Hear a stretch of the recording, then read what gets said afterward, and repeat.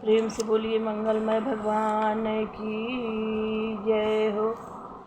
जय जय जय भगवान विष्णु की जय। अब मैं आप लोगों को चतुर्थ स्कंध का भगवान शिव तथा दक्ष प्रजापति की कथा सुनाने जा रही हूँ। भगवान शिव तथा दक्ष प्रजापति की शत्रुता की कथा सुनाने जा रही हूँ। दूसरा अध्याय। प्रेम से बोलिए मंगलमय भगवान की जय हो। शिव पार्वती की जय हो। मंगलमय भगवान की जय हो।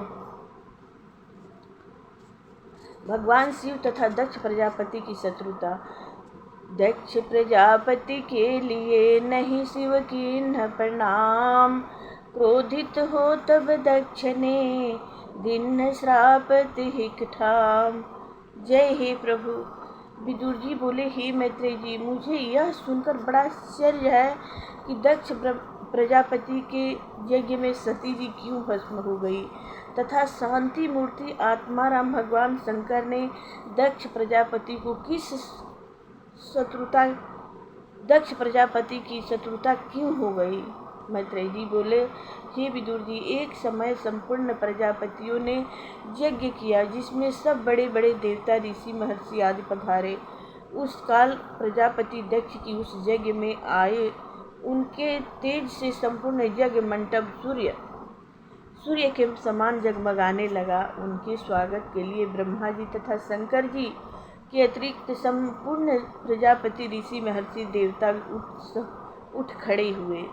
शिव जी का ऐसा व्यवहार देखकर दक्ष प्रजापति को बड़ा क्रोध आया और बोले, हे देवताओं तथा ऋषि महर्षियों, मेरी बात सुनो। मैं अहंकार बस नहीं कह रहा हूँ कि लोक मर्यादा का तथा शिष्टाचार की रक्षा के हेतु की कहता हूँ कि यह निर्लज शंकर सब लोकपालों की कीर्ति को मिट्टी में मिला रहा है। इसने अहंकार बस सत्पुरुषों के आचरण को भी धूल में मिला दिया है। मैंने भोला शंकर सत्पुरुष समझकर अपनी सुंदर कन्या सती इसको ब्याह दी। इस नाते से भी यह मेरे पुत्र के समान हुआ। इसको उठकर मेरा सम्मान करना चाहिए था, मुझे प्रणाम करना चाहिए था, किंतु इसने ऐसा नहीं किया। मेरी इच्छा न होते हुए भी इस अपवित्र भ्रष्ट कर्म करने वाले घमंडी धर्म की मर्यादा को उल्लंघन करने वाले भूत प्रेत के साथी इस नंग धड़ंग पागल को मैंने अपनी कन्या दे दी। यह शरीर में भस्म लगाता है, कंठ में नरमुंडों की माला पहनता है। यह तो केवल नाम मात्र का शिव है, वैसे अमंगल रूप है। यह बड़ा मतवाला तमोगुणी है। मैंने अपने पिता ब्रह्मा जी के कहने से अपनी परम सुंदरी कन्या इसे दे दी। श्री मैत्रेय जी बोले, विदुर जी, दक्ष प्रजापति ने संपूर्ण देवताओं तथा ऋषि महर्षियों के सन्मुख सदाशिव भगवान शंकर का इस प्रकार अपमान किया और उनसे बुरा भला कहा। भगवान शंकर चुपचाप बैठे हुए निरुत्तर भाव से सुनते रहे। यह देखकर दक्ष प्रजापति का क्रोध और भी बढ़ गया। वे महादेव जी को श्राप देने के लिए उगत हो गए। उन्होंने श्राप दिया कि इस अशिव को इंद्र उपेंद्र आदि बड़े बड़े देवताओं के साथ यज्ञ का भाग न मिले। उन्हें ऐसा करने से सबने रोका, किंतु उन्होंने किसी की न सुनी और श्राप देकर घर को चले गए। जब महादेव जी के गण नंदीश्वर को श्राप का पता चला, तब उसने दक्ष को श्राप दिया और बोला, जो नीच अभिमानवश भगवान शंकर से बैर करता है वह मूर्ख दक्ष तत्व ज्ञान से हीन हो जावे। यह दक्ष यज्ञ आदि अनुष्ठान करता रहता है, किंतु फिर भी पशु के समान है। इसलिए यह स्त्री लंपट होवे और इसका मुख बकरे के समान हो जाए। जो इसके अनुयायी हो और भगवान शंकर से द्वेष करते हो, वे जन्म मरण के चक्कर में पड़ते रहें। शंकर जी से बैर करने वाले कर्मकांड करके भक्ष अन्न ग्रहण करे तथा संसार में भीख मांगते फिरे। नंदीश्वर का ऐसा घोर श्राप सुनकर भृगु जी ने यह श्राप दिया कि शिव भक्त शास्त्रों के विरुद्ध कर्म करने वाले तथा पाखंडी हो, उन्हें सुरा अति प्रिय हुए। श्री मैत्रेय जी बोले, विदुर जी, भृगु मुनि के ऐसे घोर श्राप को सुनकर भगवान सदाशिव कुछ खिन्न से होकर अपने अनुचरों के साथ वहाँ से चले आए। उन प्रजापतियों ने 1 सहस्त्र वर्षों में उन यज्ञ को पूर्ण किया और प्रयाग में यज्ञांत स्नान करके अपने घर को चले गए। तीसरा अध्याय। अब मैं तीसरा अध्याय का कथा कहने जा रही हूँ। सती का दक्ष प्रजापति के गृह जाना। पिता यज्ञ सुन कर सती मन में अति हर्षाय, करी उल्लंघन पति वचना पहुँची पितु गृह जाय। मैत्रेय जी बोले, हे विदुर जी, दक्ष प्रजापति तथा भगवान शंकर परस्पर बैर विरोध बढ़ता ही गया। कुछ काल पश्चात ब्रह्मा जी ने दक्ष को सब प्रजापतियों का स्वामी बना दिया। इस कारण दक्ष का गर्व और अधिक बढ़ गया। उसने अनेकों यज्ञ किए। पहले वाजपेयी यज्ञ किया, फिर बृहस्पति यज्ञ किया। उस यज्ञ में सभी देवर्षि, ब्रह्मर्षि, ब्रह्मर्षि महापुरुषों को निमंत्रित किया। सभी देवता, पितर आदि अपनी अपनी गृहिणियों सहित बड़े आदर सत्कार से पधारे। इस समय आकाश में विमानों को जाता हुआ देखकर दक्ष प्रजापति की पुत्री सती ने इसका कारण जानने की इच्छा की। सती ने देखा, असंख्यों विमान कैलाश के निकट होकर जा रहे हैं, जिनमें गंधर्व तथा यक्षों की अति सुंदरी स्त्रियां रत्न आभूषणों से सुसज्जित होकर अपने अपने पतियों के साथ जा रही हैं। उन्होंने आश्चर्यमय होकर इसका कारण शंकर जी से पूछा और बोली, हे देवाधिदेव, मैंने सुना है कि मेरे पिता तथा आपके ससुर दक्ष प्रजापति ने एक बड़ा भारी यज्ञ किया है। मुझे प्रतीत होता है कि ये देवता, यक्ष, गंधर्व अपनी अपनी पत्नियों सहित सजकर तथा विमानों में बैठकर वहीं जा रहे हैं। वहाँ पर अन्य संबंधी भी अपने इष्ट मित्रों के साथ तथा मेरी बहनें भी अपने पतियों के साथ अवश्य ही पधारी होगी। मेरी इच्छा है कि मैं भी आपके साथ पिता के यज्ञ में जाकर अपने पिता माता के उपहार को स्वीकार करूं। मेरा मन माता पिता, बहनों, मौसियों आदि को देखने के लिए बड़ा इच्छुक है। हे भगवान, आप संसार की उत्पत्ति करता है। यह त्रिगुणमयी सृष्टि आप ही में विराजमान है, किंतु मैं स्त्री जात की होने से आपके तत्व ज्ञान से अज्ञान हूँ। इसी कारण अपनी जन्मभूमि देखने के लिए मैं अति उत्सुक हूँ। हे पतिदेव, बहुत सी स्त्रियां जिनका मेरे पिता दक्ष से कोई नाता नहीं है, किंतु वे भी अपने पतियों के साथ उस यज्ञ की शोभा देखने के लिए बड़े आनंद से जा रही है। मेरे तो वे पिता हैं, मुझे तो अवश्य जाना चाहिए। आप यह कहें कि बिना बुलाए वहाँ नहीं जाना चाहिए, इसके लिए यह है कि पति, गुरु, माता पिता तथा इष्ट मित्रों के यहाँ बिना बुलाए भी जा सकते हैं। हे कृपानाथ, आप मुझ दासी पर कृपा करके मुझे वहाँ जाने की आज्ञा अवश्य दीजिए। मैत्रेय जी बोले, सती को अपने पिता के यहाँ जाने की उत्कंठा तथा उत्सुकता देखकर शंकर जी को दक्ष प्रजापति के पूर्व में मनुष्य का ध्यान हो आया और उनके दुर्वचनों का स्मरण करके हंसते हुए बोले, हे प्रिय, तुम्हारा यह कथन सत्य है कि गुरु, माता पिता तथा बंधुजनों के यहाँ बिन बुलाए भी जा सकते हैं, किंतु यह तभी हो सकता है जब उनसे कोई द्वेष भाव ना हो। उस दक्ष प्रजापति को अति अभिमान है।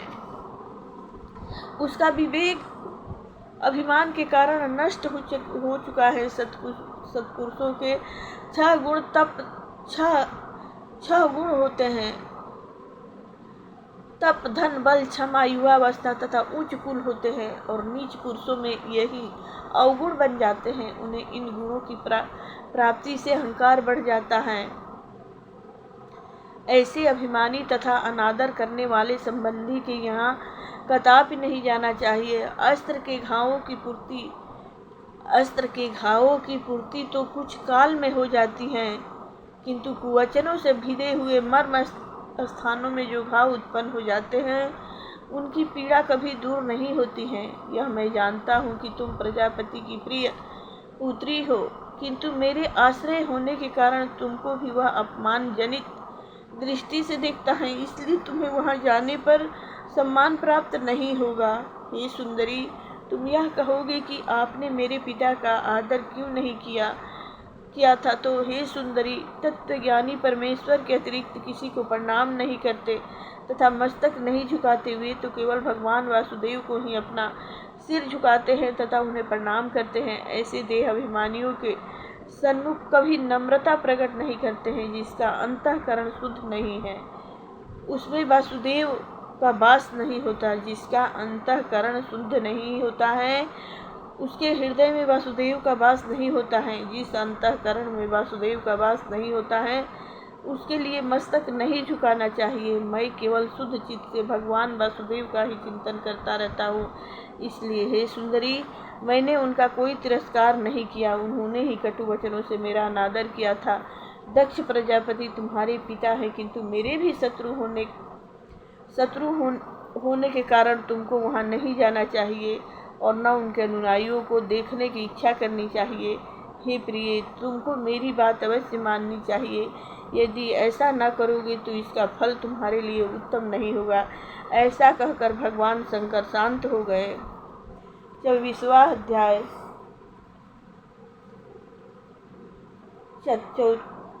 चौथा अध्याय। अब मैं चौथा अध्याय की कथा कहने जा रही हूँ। ध्यान से सुनिएगा। माता सती अपने पिता के यहाँ यज्ञ में पधारी। देखिए क्या होता है।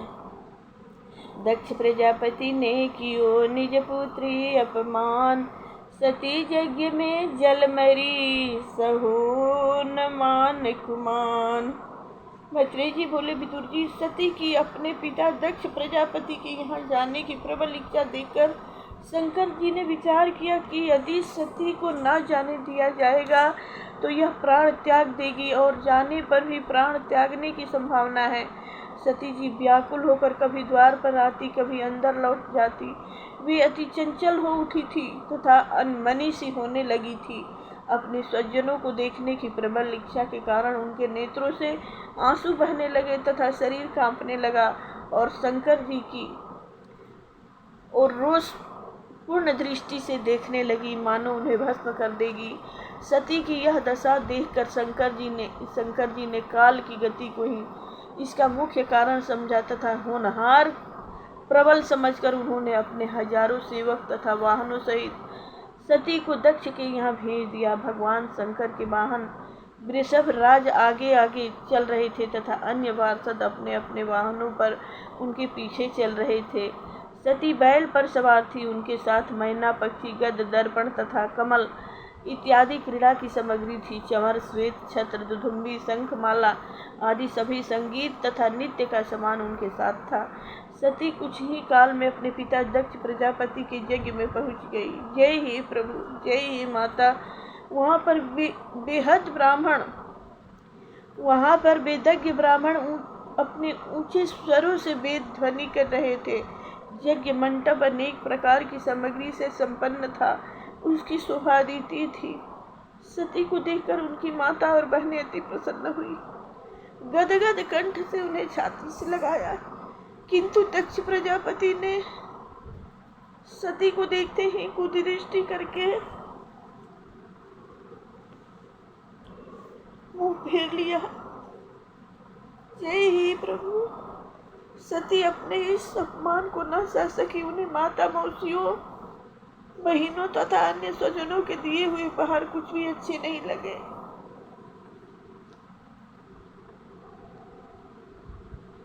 जब सती जी ने यज्ञ मंडप में जाकर देखा कि यज्ञ में मेरे पति भगवान शंकर को कोई भाग नहीं दिया गया है, तब उन्हें अति क्रोध आया। ऐसा प्रतीत होने लगा मानो उनके क्रोध से सब लोग नष्ट हो जाएंगे। दक्ष के इस अभिमान को तथा शिव जी के साथ किए हुए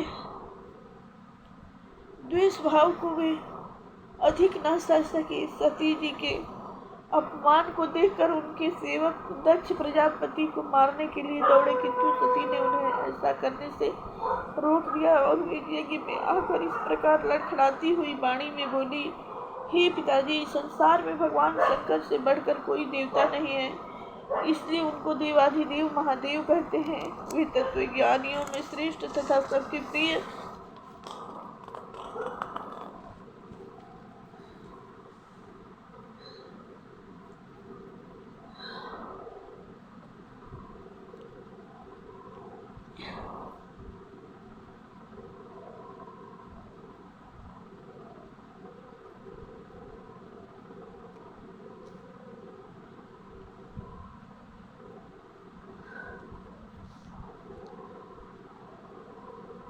हे पिताजी, आपके अतिरिक्त उनसे कोई भी शत्रुता नहीं करता है। सत्पुरुष किसी के गुण देखकर कभी उनसे द्वेष नहीं करते और न उनमें अवगुण ही देखते हैं, वे सदा गुणों को ही देखते हैं, उसके अवगुणों पर दृष्टि नहीं करते। वे ही श्रेष्ठ पुरुष हैं जो दूसरे के थोड़े से गुण को भी विशेष गुण मानते हैं। किंतु आपने उन सर्वशक्तिमान भगवान शंकर को दोषी ठहराया है। जो मूर्ख मनुष्य इस शरीर को ही आत्मा मान बैठता है, वे ही सदा महापुरुषों की निंदा करते हैं। महापुरुष उनके दोष पर कोई ध्यान नहीं देते, किंतु उनके चरण रज उन्हें स्वयं नष्ट कर देती हैं। भगवान शिव का इन 2 अक्षरों का नाम संपूर्ण कल्याणों का करने वाला है। एक बार भी अन्यास ही मुख से निकलने पर संपूर्ण पापों को उसी क्षण नष्ट कर देता है। किंतु ऐसे मंगलमय भगवान शिव से आप शत्रुता करते हैं। आप अवश्य ही अमंगल स्वरूप हैं, जिनके चरण कमलों का रसपान सदा ब्रह्मा आदि देवता जिनको कि आप यज्ञ में प्रसन्न कर रहे हैं, करते रहते हैं, वे असकाम पुरुषों को इच्छित फल देते रहते हैं। आप कहते हैं कि वह केवल नाम के शिव हैं और वे अशिव हैं, अशिव तथा मंगल रूप है। मुंडमाला, चिता की भस्म तथा जटाजुट रखाए भूत पिचासों के साथी हैं। तो क्या आप ब्रह्म आदि से भी अधिक ज्ञानी हैं? वे उनकी यह अशिवता नहीं जानते जो उनके चरणों की रज को नित्य अपने सिर पर रखते हैं। आप ही उनकी अशिवता को भली प्रकार जानते हैं। केवल यह आपकी अज्ञान के अतिरिक्त और कुछ नहीं है। जो कोई अपने स्वामी की निंदा सुने, वह उस निंदा करने वाले को अवश्य दंड दे। यदि दंड देने की शक्ति न हो तो कानों में उंगली डालकर शीघ्र वहाँ से उठ दे, और यदि शक्ति हो तो उस जीव को काट लें। इसके लिए यदि प्राणों को नछावर करना हो तो प्राण भी त्याग दे। अब मैं आपसे उत्पन्न शरीर को अवश्य त्याग दूंगी, क्योंकि आपके रक्त से यह शरीर अपवित्र है। मनुष्य दूसरे के धर्म की निंदा न करे, अपने ही धर्म में रत रहें। प्रवृत्ति तथा निवृत्ति दोनों ही धर्म के मार्ग उत्तम है। वेद ने दोनों ही मार्गों को उत्तम बताया है। आप प्रवृत्ति मार्ग यज्ञ आदि को उत्तम मानते हैं, किंतु भगवान शंकर तो इन दोनों मार्गों से भी परे परम ब्रह्मारूप है। उन्हें तो किसी भी कर्म के करने की आवश्यकता नहीं है। आप आत्मज्ञानी भगवान शंकर का अपराध करने वाले हैं। इसका उचित दंड मैं अपने शरीर को त्याग कर अवश्य दूंगी, क्योंकि शंकर जी जब हंसकर मुझे दक्ष प्रजापति क्योंकि शंकर जी हंसकर जब मुझे दक्ष कुमारी कहेंगे तो अवश्य लज्जा लगेगी। इस प्रकार कहकर सती मौन हो गई तथा उत्तर दिशा की ओर मुँह करके बैठ गई।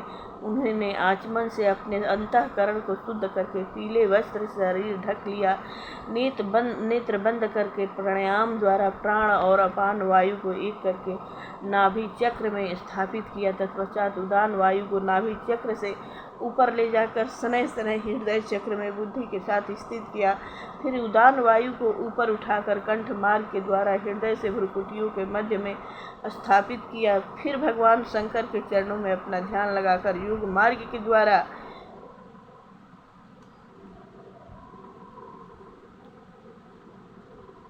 वायु तथा अग्नि तत्व को धारण करके शरीर को अपने तेज से भस्म कर दिया।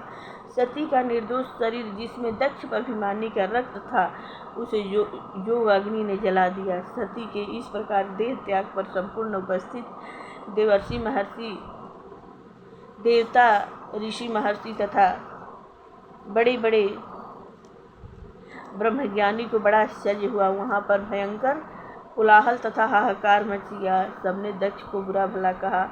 शंकर का द्रोही होने के कारण उसका अपयश होने लगा।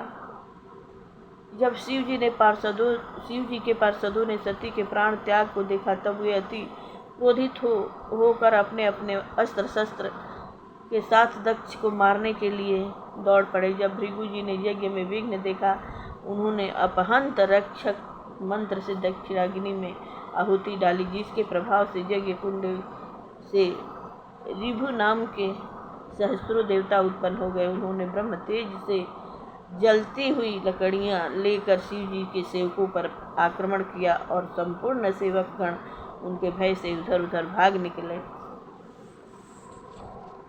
5वां अध्याय। वीरभद्र ने जाय करे कियो दक्ष जगनाश, शिवद्रोही का जगत में होवे इस विधिहास। मैत्रेय जी बोले, विदुर जी, जब भगवान शंकर जी को नारद जी द्वारा सती के भस्म होने तथा उनके सेवकों को दक्ष प्रजापति के यज्ञ से भगा देने का समाचार मालूम हुआ, तब उन्हें क्रोध का पवार न रहा। उन्होंने अति क्रोधित होकर अपनी एक जटा को नोच डाला, जो अग्नि तथा विद्युत के समान तेजोमय थी। उसे नोचकर झट पृथ्वी पर पटका तथा भयंकर अट्टहास किया। उससे तत्क्षण एक विशालकाय भयंकर पुरुष प्रकट हुआ। उसका शरीर इतना लंबा और चौड़ा था कि वह आकाश को छूता था। उसकी सहस्त्र भुजाएं थी। उसका श्याम वर्ण था तथा अग्नि के समान जलते हुए 3 नेत्र थे। उस पुरुष की दाढ़ें विकराल तथा अति तीक्ष्ण थी। उसकी लाल लाल जटाएं अग्नि के समान थी। कंठ में मुंडमाला तथा हाथ में अस्त्र शस्त्र थे। उसने प्रकट होकर भगवान भूतनाथ से पूछा, हे देवाधिदेव, मुझे क्या आज्ञा है? भगवान शंकर ने कहा, हे वीरभद्र, तू मेरे अंश से प्रकट हुआ है, इसलिए मेरे संपूर्ण पार्षदों का अधिपति होकर शीघ्र ही दक्ष प्रजापति के यज्ञ में जा और उसे नष्ट भ्रष्ट कर दे। हे विदुर जी, भगवान शंकर की आज्ञा प्राप्त करके वह वीरभद्र तुरंत उनकी परिक्रमा करके दक्ष प्रजापति के यज्ञ की ओर हाथ में त्रिशूल लेकर दौड़े। उसके वेग को सहन करने में पृथ्वी असमर्थ थी। उसके सिंहनाद से सारा आकाश गूंज उठा। वे साक्षात संहारकारी रुद्र थे। उनके पीछे बहुत से सेवक अनेक प्रकार के अस्त्र शस्त्र लेकर दौड़ पड़े। उनके पैरों के नुपुर की भयंकर ध्वनि बजती जाती थी।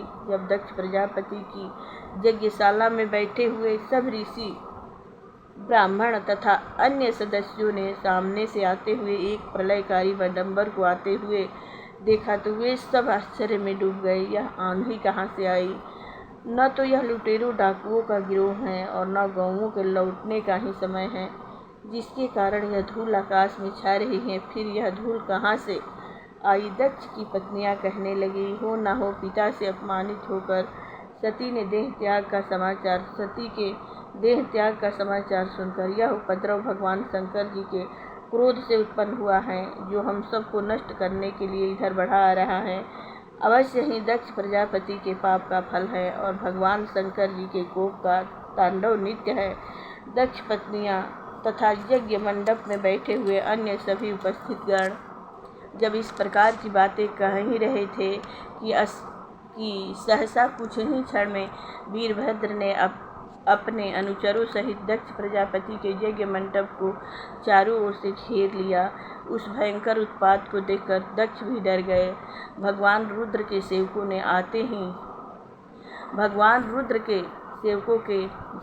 आते ही यज्ञ मंडप को उखाड़ना आरंभ कर दिया।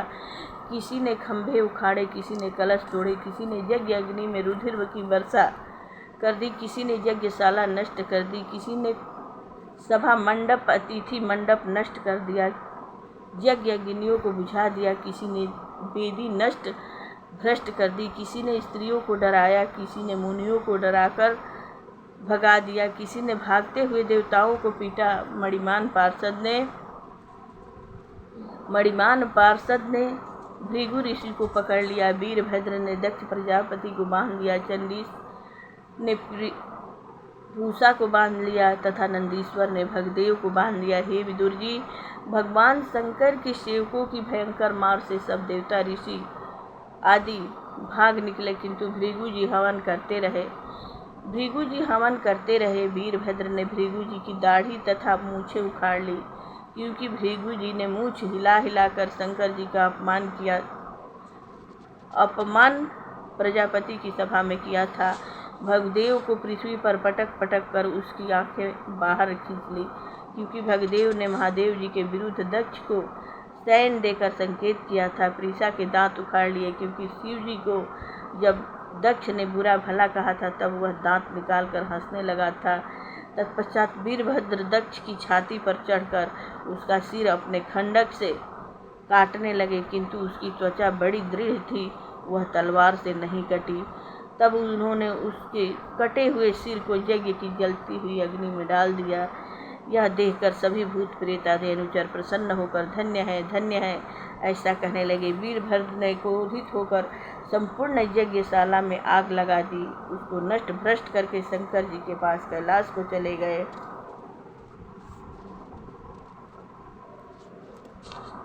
अब मैं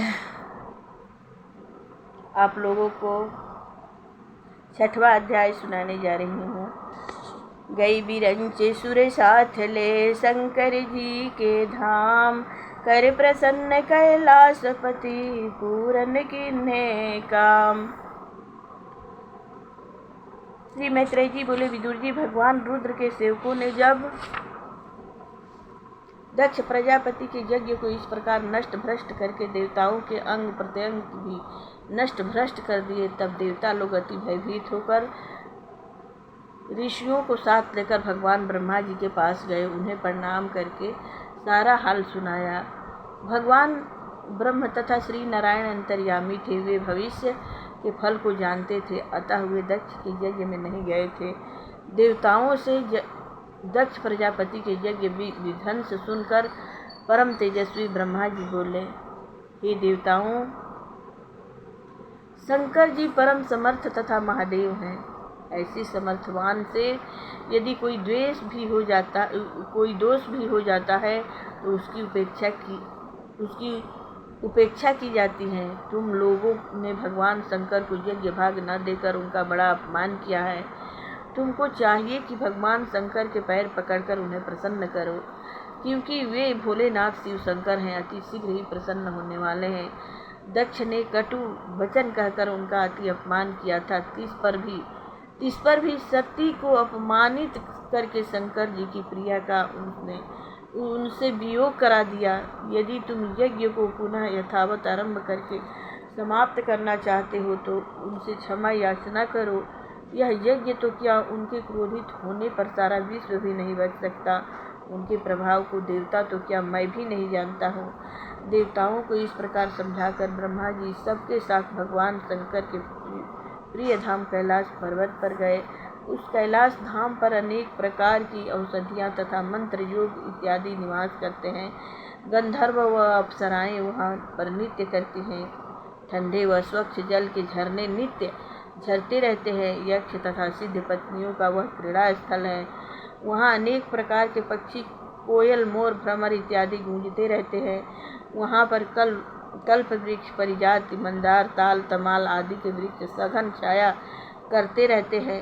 चंपा, गुलाब, मौलश्री, पनाग, इलायची आदि के सुगंधित पुष्प मीठी मीठी सुगंध वायु के द्वारा फैलाते रहते हैं। वहाँ पर अनेक प्रकार के वन्य पशु, बानर, सूकर, सिंह, कृष्ण, मृग आदि स्वच्छता से घूमते रहते हैं। उस कैलाश पर्वत के चारों ओर नंदा अलकंदा नाम की 2 नदियाँ बहती रहती हैं। वहाँ पर यक्षराज कुबेर की अलकापुरी शोभायमान है। वहाँ पर सौगंधिक नाम का वन अति रम्य है। हे विदुर जी, उन नंदा तथा अलकंदा नदियों में रति को भी ले जाने वाली देवगनाएं अपने प्रीतमों के साथ जल विहार करती हैं। उनसे पूंछों से लगा हुआ कुमकुम धुलकर जल को पीला कर देता है तथा कुमकुम की सुगंध से मिश्रित होकर जल को वहाँ पर आने वाली हथिनियाँ अपनी हथिनियों के साथ प्यासे न होने पर भी पीते हैं। अलकापुरी के पश्चात देवगणों ने सौगंधिक वन को पार किया और उससे आगे भगवान शंकर जी का निवास स्थान एक बट वृक्ष दृष्टि आया। वह बट वृक्ष 100 योजन ऊंचा और 75 योजन में फैला हुआ था। वहाँ पर सूर्य की किरणें नीचे नहीं पहुँच सकती। उस बट वृक्ष पर कोई पक्षियों का घोंसला भी नहीं रहता है। वहाँ पर योग मुद्रा में बैठे हुए देवाधिदेव शंकर भगवान शंकर जी को विराजमान देख भगवान शंकर जी की मूर्ति अति सौंदर्यमयी, क्रोधहीन तथा शांत थी। वहाँ पर शंकादिक सिद्धिगण के साथ यक्षराज कुबेर उन शंकर जी की सेवा कर रहे थे। भगवान शंकर के कांतिमान शरीर पर भस्म मृग चर्म थी। सिर पर जटा और दंड धारण किए हुए थे। उनके सुंदर भाल पर भालेंद्र चंद्रमा शोभायमान था। वहाँ पर बहुत से ब्रह्मज्ञानियों के बीच में नारद जी बैठे हुए थे और भगवान शंकर से ब्रह्म का उपदेश सुन रहे थे। भगवान शंकर का बायां चरण उनकी दाहिनी जांघ पर तथा उनका बायां हाथ बाएं घुटने पर था। वे तर्क मुद्रा में बैठे हुए थे। काष्ठ की टेकनी का सहारा लेकर एकाग्र मन से ब्रह्म का ध्यान कर रहे थे। उसी समय देवताओं सहित पितामह ब्रह्मा वहां पहुँचे। उन्हें देखते ही भगवान शंकर उठ खड़े हुए और सिर झुकाकर उन्हें प्रणाम किया। शंकर जी के निकट बैठे हुए ऋषि महर्षियों ने भी ब्रह्मा जी को प्रणाम किया। श्री ब्रह्मा जी नम्रता से बोले, हे देवाधिदेव, मैं आपके प्रभाव को जानने में असमर्थ हूँ। आप परम ब्रह्मा हैं, जगत के स्वामी हैं। मकड़ी की भांति आप ही इस जगत रूपी जाले को फैलाकर उसे अपने में लीन कर लेते हैं। आप ही ने वैदिक कर्मों के विस्तार के लिए दक्ष को कारण मात्र बनाकर यज्ञ कराया है। यह संपूर्ण मर्यादा आप ही ने बांधी है। हे देव, दक्ष के शुभ कर्म में यह अशुभ फल क्यों कर प्राप्त हुआ? हे देवाधिदेव, आप यदि कहें कि यह मेरे क्रोध के कारण हुआ है, यह भी ठीक नहीं है, क्योंकि यह सारा विश्व आप में समाया हुआ है। आप में कभी भेद बुद्धि उत्पन्न नहीं होती है। जो असकाम पुरुष हैं तथा ज्ञानी हैं, आप उन्हें भी नहीं मारते हैं, क्योंकि वे तो स्वयं मरे होते हैं। हे शंभो, आपको यह जगत की माया कभी नहीं छूती है। इस कारण कर्म मार्ग में आसक्त पुरुषों के द्वारा कोई अपराध हो जाने पर भी आप कृपा ही करते हैं। आप यज्ञ पुरुष हैं, इसलिए आपको यज्ञ का भाग पाने का पूर्ण अधिकार है, किंतु इस दुर्बुद्धि दक्ष ने आपको यज्ञ भाग नहीं दिया था। इसी कारण से इसके यज्ञ का नाश हुआ। अतः मेरी आपसे यही प्रार्थना है कि आप इस अपूर्ण यज्ञ को फिर से पूर्ण करने की कृपा करें और दक्ष पुनः जीवित हो उठे, भगदेव को पुनः नेत्र प्राप्त हो जाएं, भृगु जी को पुनः दाढ़ी मूछ प्राप्त हो जाएं तथा पूषा के दांत ज्यों के त्यों ठीक हो जाएं। जिन जिन देवताओं के अंग भंग हो गए हैं वे भी ठीक हो जाएं। यज्ञ का शेष भाग आपका भाग होगा और उसी भाग से आप यज्ञ को पूर्ण कीजिए। प्रेम से बोलिए भगवान शंकर की जय हो। 7वां अध्याय। भगवान शंकर जी द्वारा दक्ष प्रजापति के यज्ञ की पूर्ति।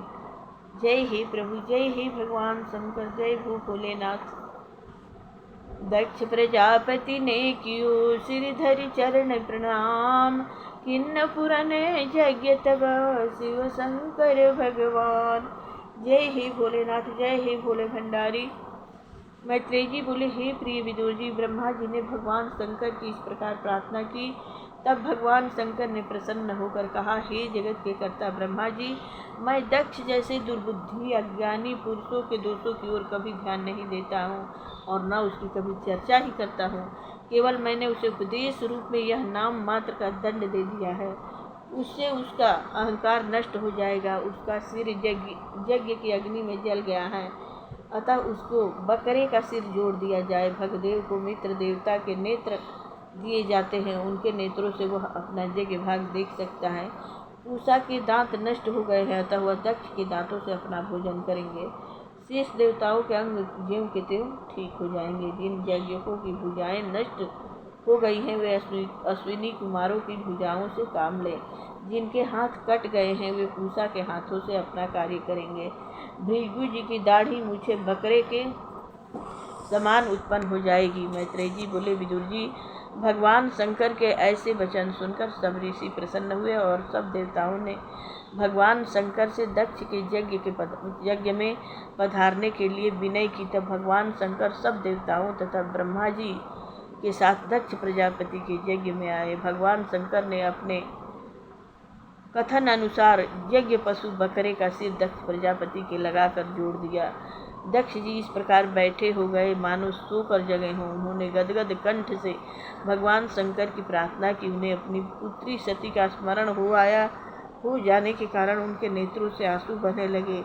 दक्ष जी बोले, हे जगतपते, मैं आपका अपराधी हूँ। आपने मुझे उत्तम मार्ग पर लाने के लिए ही यह दंड रूपी उपदेश दिया है। हे प्रभु, आप तो पापियों को भी नहीं त्यागते हैं, फिर मुझ जैसे उत्तम कर्म करने वाले को कैसे त्याग सकते हैं? आप ही ब्रह्मरूप तत्व ज्ञान के देने वाले हैं, आप ही रुद्र रूप होकर संहार करते हैं। मेरी प्रवृत्ति केवल कर्म कांडों में ही होने से मैं तत्वमय ज्ञान से अनभिज्ञ हूँ। इसी प्रकार मैं आपके स्वरूप के तत्व को न जान सका। मैं अपने अपराध के कारण नीच योनियों में जाने वाला था। आपने मुझ दीन पर दया करके उन नरकों से बचा लिया। मैं आपको प्रसन्न करने में अपने को अयोग्य पाता हूँ। केवल आप ही मुझ पर दया करके प्रसन्न हुए। मैत्रेय जी बोले, हे विदुर जी, दक्ष प्रजापति ने जब इस प्रकार भगवान शंकर के अनुनय विनय के साथ प्रार्थना की, तब वे अति प्रसन्न हुए और दक्ष के यज्ञ को पूर्ण किया। यज्ञ की पूर्णाहुति के लिए ब्राह्मणों ने 3 पात्रों में चरु तैयार किया। दक्ष प्रजापति ने ज्यों ही शुद्ध चित्त से भगवान यज्ञ पुरुष का ध्यान किया, त्यों ही भगवान प्रकट हो गए। उनकी कांति अनेक सूर्यों के समान थी। वे गरुड़ पर सवार थे। उनका श्याम वर्ण था। अष्टभुजाएं, शंख चक्र गदा पद्म तथा अस्त्र शस्त्र धारण किए हुए थे। वे दीप्यमान मुकुट सिर पर पहने हुए, उनके श्री विग्रह की छटा अनुपम थी। पार्षद गण सफेद दूध के फन के समान पंखा चवर डुला रहे थे। शंख श्वेत छत्र शोभायमान था। भगवान के बधारने पर ब्रह्मा, शिव, दक्ष प्रजापति तथा इंद्र आदि देवताओं ने प्रार्थना करना आरंभ किया। दक्ष जी बोले, हे भगवान, आपकी माया अतीत है। मुझ जैसे अज्ञानी उसे कैसे समझ सकते हैं? जब आपकी कृपा हो तभी आपकी उस दुस्तर माया से पार हो सकते हैं। ऋषियों ने कहा, हे प्रभु, नंदीश्वर के श्राप से हमारी बुद्धि कर्मों में ही रहती है, अतः हम कर्मों को ही प्रधान मानकर आपकी प्रशंसा के लिए यज्ञ करते हैं। आप उसी को आपका रूप मानते हैं। भगवान शंकर बोले, हे देवाधिदेव, अज्ञानी पुरुष मुझे आचार भ्रष्टाचार कहते हैं, किंतु आपकी आज्ञा से मैं उसका कुछ भी बुरा नहीं मानता हूँ। सदा आप ही के चरणों में रत रहता हूँ। भृगु जी बोले, हे प्रभु, आपकी माया के पर्दे के कारण यह आत्म ज्ञान नष्ट हो गया है। इसी कारण देहाभिमानी पुरुष तत्व से आपको नहीं पहचानते हैं, किंतु फिर भी आप अपने भक्तों पर दया करके उन पर प्रसन्न रहते हैं। इसलिए आप मुझ पर कृपा करके प्रसन्न होइए। ब्रह्मा जी बोले, हे प्रभु, इंद्रियों के द्वारा पुरुष पदार्थों को अलग अलग रूप में देखना है। यह पदार्थ वास्तव में आपका स्वरूप ही है। वह सब इंद्रियों के विषय है। इस कारण आप माया से परे हैं। इंद्र ने कहा, हे प्रभु, आपका यह विग्रह जो अष्टभुजा तथा आयुधों से युक्त है, दैत्यों का संहार करने वाला है और हमको आनंद देने वाला है। यह आपका स्वरूप सत्य तथा नष्ट न होने वाला है। यज्ञों की पत्नियों ने कहा, हे यज्ञमूर्ते, भगवान शंकर के क्रोधित होने पर यह यज्ञ नष्ट हो गया था, किंतु अब उन्होंने प्रसन्न होकर उसे पूर्ण किया है, अतः आप अपनी पवित्र दृष्टि से उसे देखिए। ऋषियों ने कहा, हे पुरुषोत्तम, आप कर्म करते हुए भी अकर्मा हैं, उनमें लिप्त नहीं होते हैं। दूसरे मनुष्य नित्य प्रति लक्ष्मी प्राप्ति के लिए उनकी उपासना करते हैं, किंतु लक्ष्मी जी नित्य आपके पास रहते हुए भी आप उनसे अलग से ही रहते हैं। सिद्धों ने कहा, हे प्रभु, हमारा यह मन आपकी विशुद्ध अमृतमयी कथा पान करने में लगा रहता है। यह मन ब्रह्मानंद में मग्न रहने के कारण संसार सागर में नहीं डूबता है और न त्रैताप ही इसे जला सकते हैं। दक्ष की पत्नियों ने कहा, हे परमेश्वर, हम आपको नमस्कार करती हैं।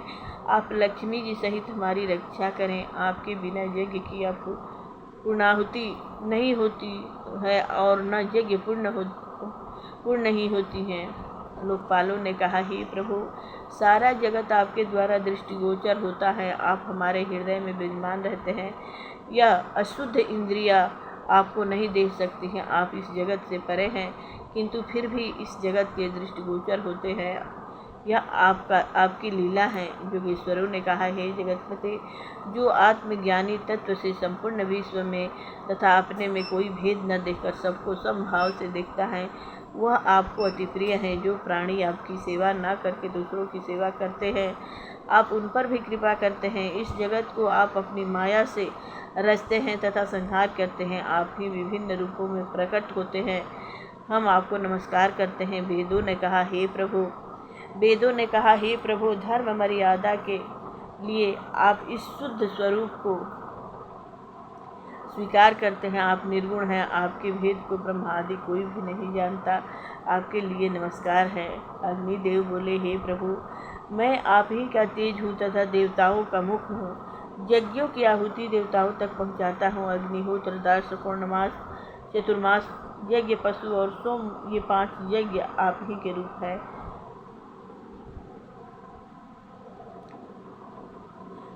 इन यजुर्वेद के मंत्रों से आपका ही पूजन किया जाता है। मैं आपको नमस्कार करता हूँ। देवताओं ने कहा, हे भगवान, आप सृष्टि के आदि में उत्पन्न हुए हैं। कल्प तथा कल्प के अंत में आपने प्रलय करके संपूर्ण सृष्टि को अपने में लीन करके क्षीर सागर में शयन किया था। हे प्रभु, महलोक के रहने वाले सिद्धगण जो आपके भक्त हैं, वे ही भक्तों की रक्षा करते हैं। गंधर्वों ने कहा, हे देवता, ये देवता आदि सभी आपके अंश हैं, हम आपको प्रणाम करते हैं। विद्याधर बोले, हे देव, यह जीव मनुष्य देह को प्राप्त करके देह अभिमान के कारण मैं एवं मेरेपन का अभिमान कर बैठता है और वह दुर्बुद्धि विषयों में लिप्त हो जाता है। आप में लीन रहने वाले ही मुक्ति को पाते हैं। ब्राह्मणों ने कहा, ही प्रभु, आप यज्ञ पुरुष हैं, आपने ही अग्नियत्र, यज्ञपात्र, देवता, पशु, घृत उत्पन्न किए हैं। आप ही ने वराह रूप धारण करके इस पृथ्वी को रसातल से लाकर स्थापित किया है। हम आपको प्रणाम करते हैं। मैत्रेय जी बोले, जब सब देवताओं ने इस प्रकार प्रार्थना की तब भगवान बोले, हे देवताओं, संसार की उत्पत्ति करने वाला ब्रह्मा मैं ही हूँ तथा महादेव मैं ही हूँ। मैं सर्वात्मा, सबका साक्षी, स्वयं प्रकाश, उपाधि रहित ईश्वर हूँ। अपनी त्रिगुणमयी माया से ब्रह्मा, विष्णु तथा शंकर रूप धारण करके जगत की सृष्टि, पालन तथा संहार करता हूँ। मैं ही परम ब्रह्मा हूँ। जो अज्ञानी ब्रह्मा, विष्णु और शंकर तथा अन्य जीवों को भेद रूप से देखता है, वह वास्तव में अज्ञानी है। जिस प्रकार शरीर से के सब अंग एक ही होते हैं, उसी प्रकार यह सभी जीव मुझसे भिन्न नहीं है। ब्रह्मा, विष्णु तथा रुद्र, ये संपूर्ण जीव सब एक ही हैं। जो इनमें भेद नहीं देखता है, वही सच्चा आत्मज्ञानी मुझे प्रिय है। मैत्रेय जी बोले, भगवान के इस प्रकार कहने पर पश्चात दक्ष ने एकाग्र चित्त से भगवान शंकर की पूजा करके यज्ञ के शेष भाग को उन्हें प्रदान किया तथा यज्ञ समाप्त करके अवभृत स्नान किया। सब देवताओं ने उन्हें आशीर्वाद दिया और वे अपने अपने लोक को चले गए। हे विदुर जी, दक्ष प्रजापति की पुत्री सती ने दूसरे जन्म में भी हिमालय की पत्नी मैना के गर्भ से जन्म लिया। उस जन्म में भी उन्होंने शंकर जी को ही अपना पति बनाया। मैंने यह पवित्र चरित्र उद्धव जी के मुख से सुना था। शंकर जी का यह पवित्र चरित्र यश तथा आयु की वृद्धि करने वाला तथा पापों को नष्ट करने वाला है। नित्य प्रति इसका पाठ करने वाला भक्त की संसार वासना दूर हो जाती है। प्रेम से बोलिए भगवान शंकर की जय हो। जय जय मंगलमय भगवान की जय हो। जय माता पार्वती की जय हो। माता सती की जय हो। अब इसके बाद ध्रुव चरित्र है। अब ध्रुव 8वां अध्याय।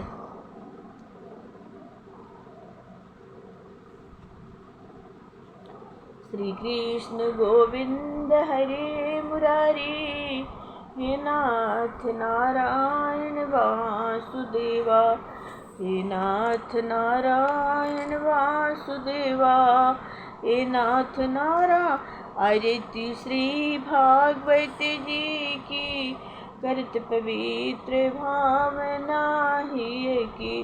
श्री नारायण मुख की वाणी, पढ़ते ब्रह्मा और ब्रह्माणी।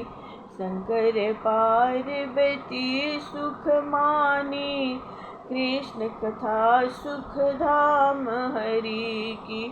आरती श्री भागवत जी की, करत पवित्र भावना ही की।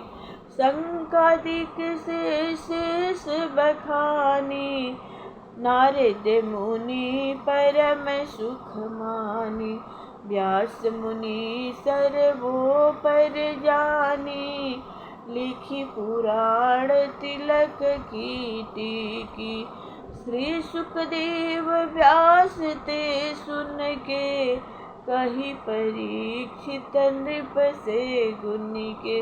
गंगा तट संतन को चुन के ज्ञान वैराग्य भगति युवती की आरती श्री भागवत जी की करत पवित्र भावना ही की कथा भागवत जो नित गावे आप सुने औरों को सुनावे निश्चय कृष्ण चंद्र पद पावे प्रेम सिंधु रस बिंदु अमी की आरती श्री भागवत जी की करत पवित्र भावना ही की। प्रेम से बोलिए भागवत भगवंत की जय हो। जय जय सुख को देने वाला सुख सागर ग्रंथ की जय हो। भक्ति माता की जय हो। मंगलमय भगवान की जय हो। जय भगवान भोलेनाथ की जय हो। शिव परिवार की जय हो। जय जय सर्वदेव सर्वदेवी सर्ववेद ग्रंथ की जय। कथा विसर्जन होत है सुनहु सकल सब देव जो जन जहाँ से आए हैं तह तह करे निवास। प्रेम से बोलिए मंगलमय भगवान की जय।